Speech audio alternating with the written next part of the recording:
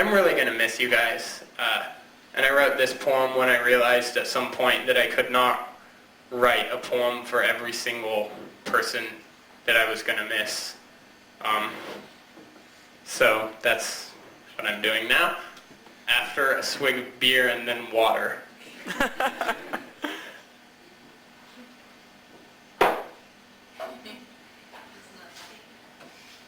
No, that was not hyperbole. That was not metaphor.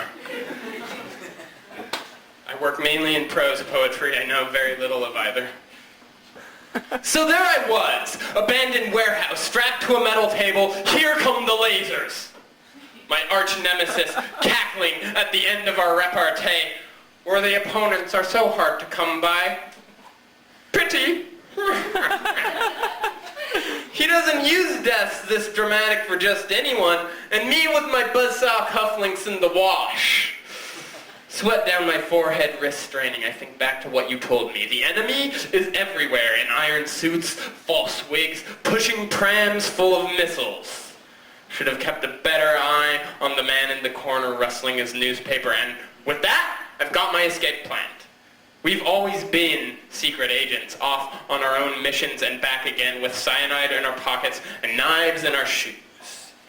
Paths crossing only sometimes, but always briefly, discussing loved ones, jobs, rubbing the sleep out, splitting cakes and sipping coffees until we are awake enough to go conspiratorial. Comparing notes on the dailies, the breakups, breakdowns, toothaches, headaches, and narrow escapes from mink-coated assassins.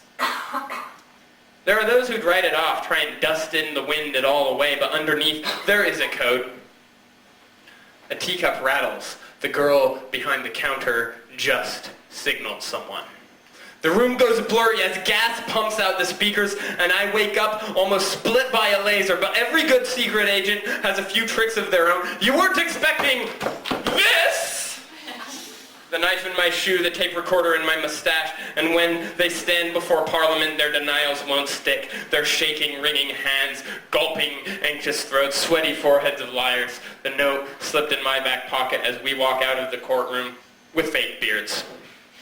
Another cup of coffee, things no one else needs to know. Soon enough, you will be diving out of airplanes, firing twin pistols, and I will be recording government plots, cross-referencing them with KGB files, and sliding down ropes into the sewer, chased by eerie white globes, and ending up on a beach somewhere sipping a martini, surrounded by women far too good-looking for me.